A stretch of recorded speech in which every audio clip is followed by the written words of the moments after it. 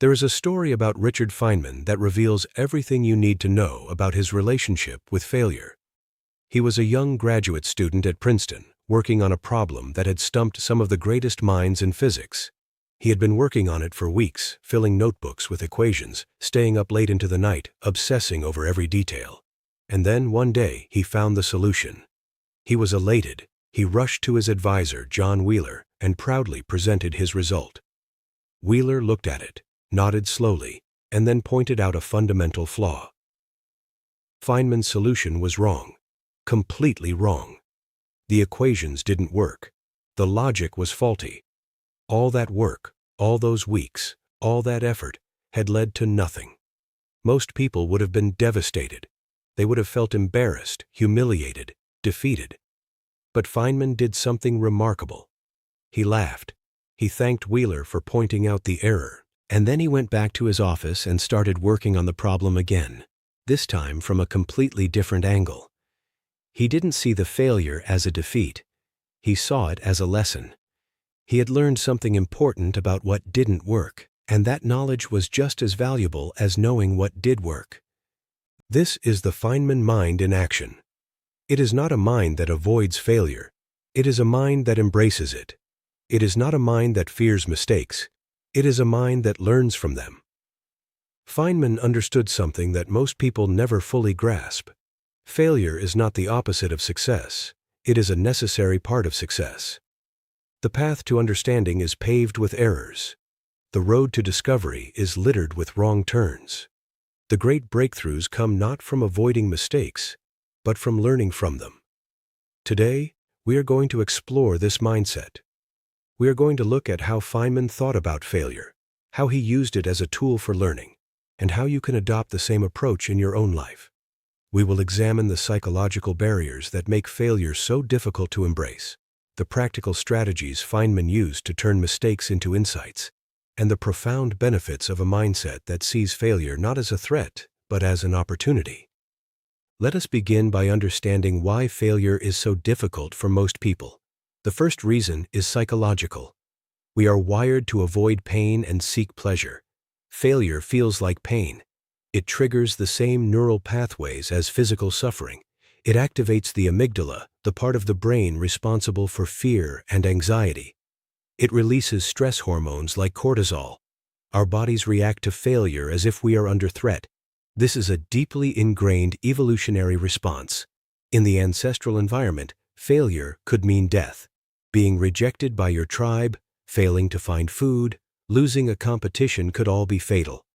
So our brains are designed to avoid failure at all costs. But in the modern world, the stakes are usually much lower. The consequences of failure are rarely life-threatening, yet our brains still react as if they are.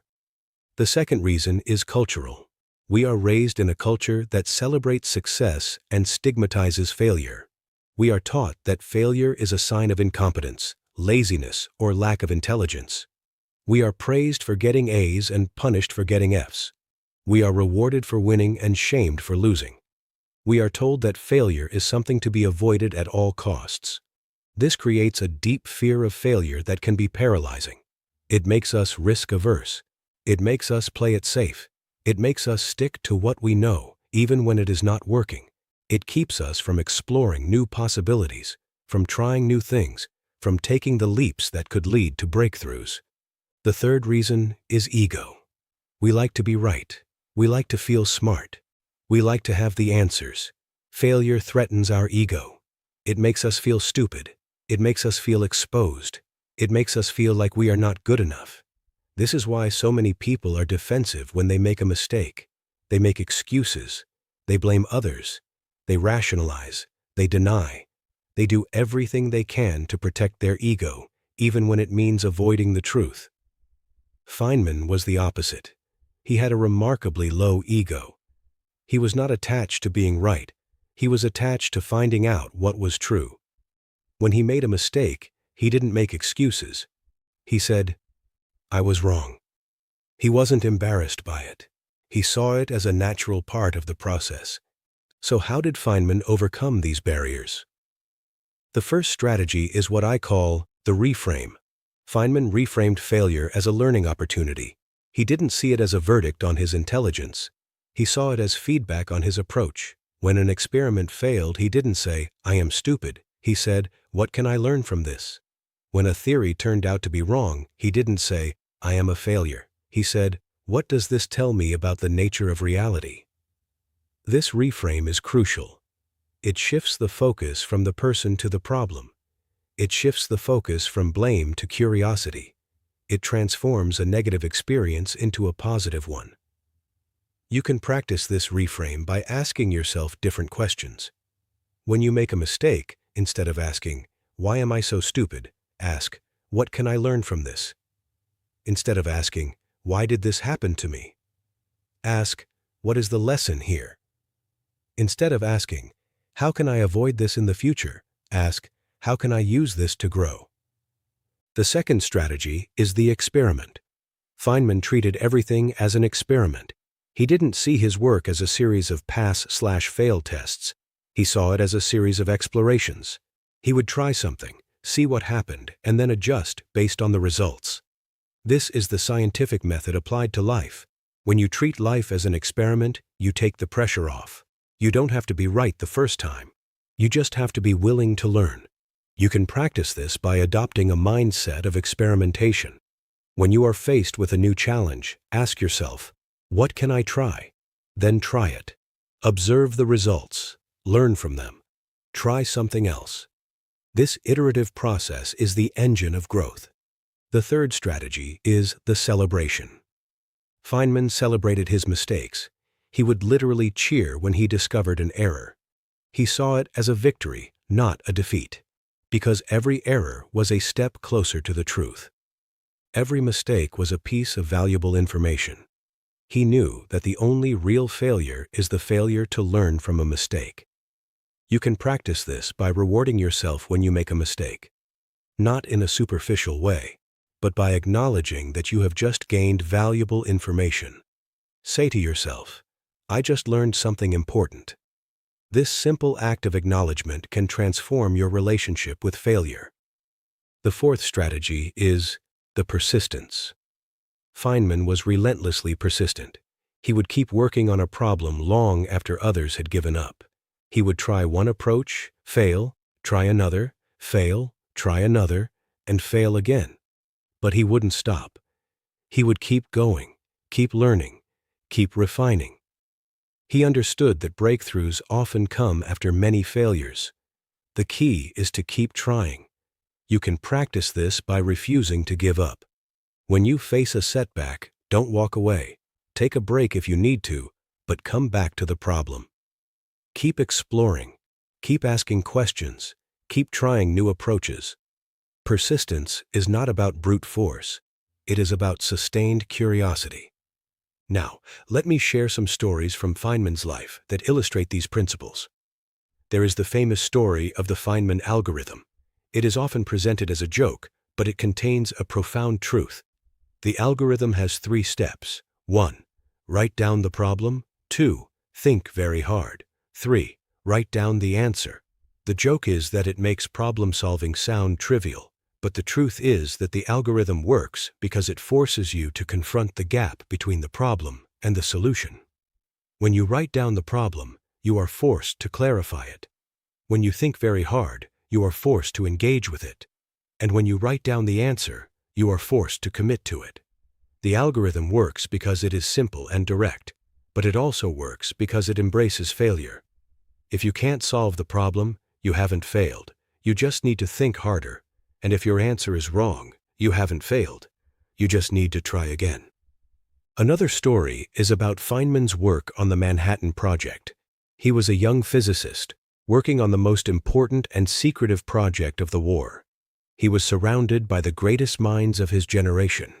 But he was not intimidated. He would question everything. He would challenge the experts. He would propose ideas that seemed crazy. And when he was wrong, he would admit it openly. He was not afraid to look foolish. He was more afraid of being wrong and not knowing it. This intellectual honesty was his greatest asset. It allowed him to learn from his mistakes and to make contributions that no one else could make. There is also the story of Feynman's exploration of the quantum world.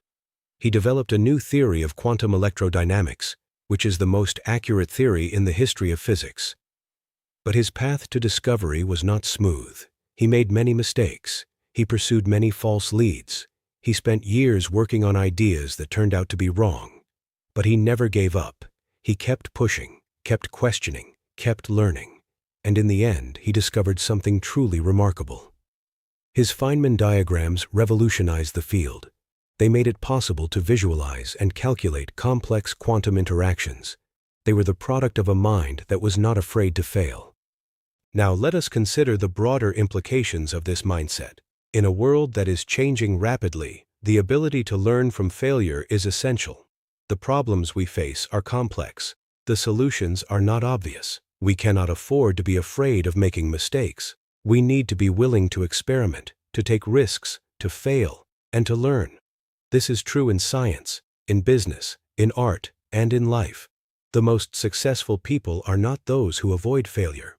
They are those who embrace it. They are those who see failure as a stepping stone, not a stumbling block. They are those who are willing to be wrong, to be embarrassed, to be imperfect. They are those who think like Feynman. I want to leave you with a practical exercise. Think of a recent failure in your life. It could be a project that didn't work out, a relationship that ended, a goal you didn't achieve.